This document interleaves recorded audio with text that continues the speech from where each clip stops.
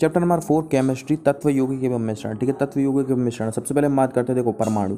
परमाणु पदार्थ की सबसे सूक्ष्मतम अवस्था होती है जो कि अविभाजित और अविनाशी होती है। अब ये परमाणु दो चीजें मिलकर बना सकता है। ठीक है, एक तो अणु और एक है तत्व। ठीक है, अब ये परमाणु आपस में अभिक्रिया करके आपस में मिलते हैं तो ये क्या बनाते हैं, अणु बनाते हैं। जबकि बिना अभिक्रिया के आपस में मिले तो क्या बनाते हैं, तत्व बनाते हैं। ठीक है, अणु की मात्रा, अणु के साथ संख्या भी लिखी जाती है जबकि तत्वों के साथ संख्या नहीं लिखी जाती। ठीक है, अणु समपरमाणविक भी हो सकते हैं और विषम परमाणविक भी हो सकते हैं। ठीक है, विषम परमाणविक भी हो सकते हैं। जो विषम परमाणविक अणु होते हैं वह यौगिक भी कहलाते हैं। ठीक है, यौगिक भी कहलाते हैं। ठीक है, ठीक है, इस पदार्थ के सभी गुणधर्म मौजूद होते हैं। ठीक है, अणु में क्या होता है, अणु में पदार्थ के सभी गुणधर्म मौजूद होते हैं। अणु में पदार्थ के सभी गुणधर्म मौजूद होते हैं।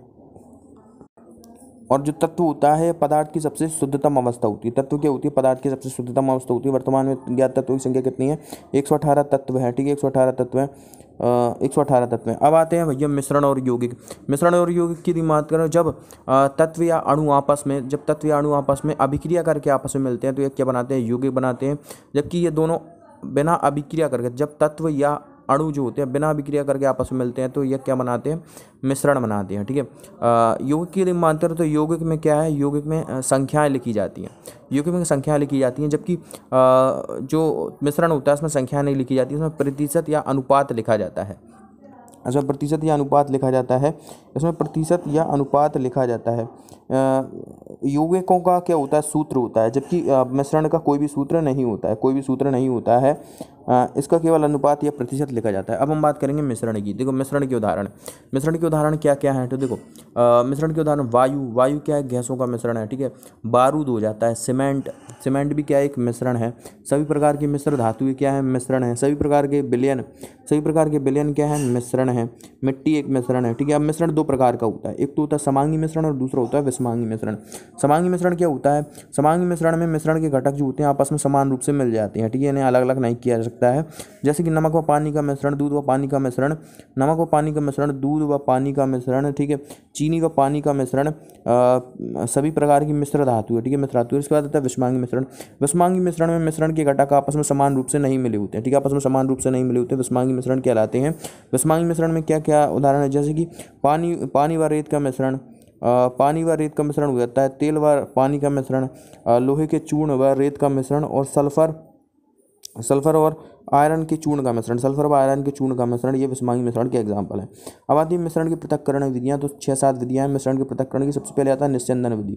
निस्यंदन विधि क्या, छानना है। इससे क्या क्या होता है, तो इससे देखो रक्त का शुद्धिकरण। ठीक है, गुर्दा जो शुद्धिकरण करता है वैसी विधि के माध्यम से करता है। ठीक है, दूसरा वर्षा के जल का भूमिगत जल में बदलना और भूमिगत जल का ऊपर की ओर आना, यह निस्यंदन विधि के माध्यम से ही होता है।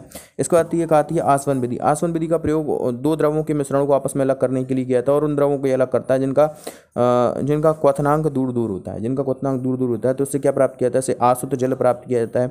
एल्कोहल इससे प्राप्त किया जाता है। आसुत जल और एल्कोहल वाइन बीज की इससे प्राप्त किए जाते हैं।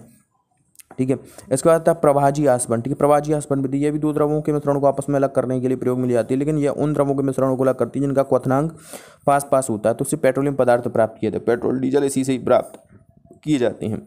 इसके बाद अगली विधि आती है, अगली विधि कौन सी आती है, क्रिस्टलीकरण। इसमें क्या होता है, ठोस को क्रिस्टलों के रूप में प्राप्त किया जाता है। ठीक है, इस विधि द्वारा द्रव और ठोस को अलग किया जाता है, द्रव और ठोस को अलग किया जाता है और ठोस को क्रिस्टलों के रूप में प्राप्त कर लिया जाता है। इससे क्या प्राप्त किया जाता है, इससे समुद्री जल से नमक प्राप्त किया जाता है। ठीक है, इस विधि के माध्यम से। अगली विधि आती है ऊर्ध्वपातन। ऊर्ध्वपातन में क्या होता है, द्रव सीधे किस में बदल जाता है, ठोस सीधे गैस में बदल जाता है, ठोस सीधे गैस में बदल जाता है। तो इस ऊर्ध्वपातन विधि से क्या क्या प्राप्त किया जाता है, शुष्क कार्बन डाइऑक्साइड यानी कि शुष्क बर्फ प्राप्त किया जाता है, कर्पूर प्राप्त किया जाता है। ठीक है, कपूर प्राप्त किया जाता है। क्या प्राप्त किया जाता है, कपूर प्राप्त किया जाता है। NH4Cl, अमोनियम क्लोराइड, नौसादर प्राप्त किया जाता है। और एक और चीज आयोडीन प्राप्त किया जाता है। ठीक है, आयोडीन को अलग किया जाता है। इसके बाद क्रोमेटोग्राफी, ये रंगों के मिश्रणों को आपस में अलग करने के लिए प्रयोग में ली जाती है।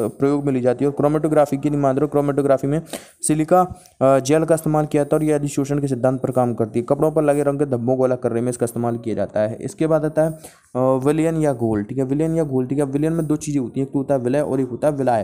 विलय जो होता है कम मात्रा में होता है और विलायक जो होता है वह अधिक मात्रा में होता है। विलयन 3 प्रकार का होता है, कौन कौन से होता है, विलयन 3 प्रकार का होता है, कौन कौन से विलयन होते हैं। ठीक है, वास्तविक विलयन, कोलाइड विलयन और निलंबन विलयन। वास्तविक विलयन, इसमें कणों का आकार 1 नैनोमीटर से कम होता है, इसे नग्न आंखों से नहीं देखा जा सकता। दूसरा आता है कोलाइड विलयन।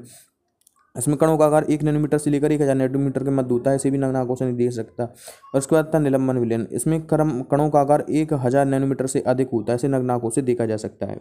इसे क्या किया जा सकता है? इसे नग्न आंखों से देखा जा सकता है। अब हम बात करेंगे कोलाइड विलयन के प्रकार। ठीक है, कोलाइड विलयन के प्रकार की मात्रा देखो, कोलाइड विलयन जो होते हैं वे कई प्रकार की होते हैं। जैसे कि सबसे पहले देखो, ठोस को घोला जाए किसमें? ठोस में। ठोस को घोला जाए ठोस में तो उसे क्या कहा जाता है? ठोस को घोला जाए ठोस में तो उसे क्या कहता है? ठोस और सॉल कहा जाता है। और ठोस सॉल के एग्जाम्पल की बात करें, रत्न और रंगीन कहा जाते हैं। ठीक है, रत्न और रंगीन कहा जाता है। ठोस को घोला जाए किसमें? द्रव में, यानी कि द्रव अधिक मात्रा में और ठोस कम मात्रा में। ठोस को घोला जाए द्रव में तो उसे क्या कहता है? सॉल कहा जाता है, सॉल कहा जाता है। और देखो, इसमें ठोस अधिक मात्रा में, द्रव कम मात्रा में है, द्रव कम मात्रा में है। इसमें द्रव कम मात्रा में, ठोस अधिक मात्रा में, द्रव कम मात्रा में है। सॉरी, ठोस कम मात्रा में, द्रव अधिक मात्रा में, तो उसे सॉल कहा जाता है। और इसके एग्जाम्पल की मात्रा, इसके एग्जाम्पल क्या है? इसकी एग्जाम्पल क्या है? इसके एग्जाम्पल है नमक व पानी का घोल, चीनी व पानी का घोल, रंग व पानी का घोल, रंग व पानी का घोल, ठीक है, धातुओं के विलयन, धातुओं के विलयन और कुछ का द्रव्य, धातु के विलयन और कुछ का द्रव्य। फिर ठोस को घोला जाए किसमें? गैस में, यानी कि ठोस कम मात्रा में, गैस अधिक मात्रा में, तो इसे क्या कहता है? इसे क्या कहा जाता है? तो इसे कहा जाता है, इसे कहा जाता है धुआं। और धुएं के एग्जाम्पल क्या है? धुआं धूल। ठीक है, धुआं धूल। इसके बाद द्रव को घोला जाए किसमें? ठोस में। द्रव को घोला जाए ठोस में, यानी कि द्रव कम मात्रा में, ठोस अधिक मात्रा में, तो इसे क्या कहा जाता है? इसे कहा जाता है जेल, जेल कहा जाता है। इसे क्या कहता है? जेल कहा जाता है। इसके एग्जाम्पल मक्खन, पनीर और जेली। ठीक है, मक्खन, पनीर और जेली इसके एग्जाम्पल है। फिर इसके बाद द्रव को घोला जाए किसमें? द्रव में, तो इसे क्या कहता है? पायस, एमल्सन कहा जाता है। इसके एग्जाम्पल की मात्रा तो इसके एग्जाम्पल है दूध, तेल, दूध, तेल और हेयर क्रीम। ठीक है, दूध, तेल और हेयर क्रीम है। ठीक है, इसके बाद द्रव को घोला जाए किसमें? गैस में। ठीक है, द्रव को घोला जाए गैस में, तो इसे क्या कहा जाता है?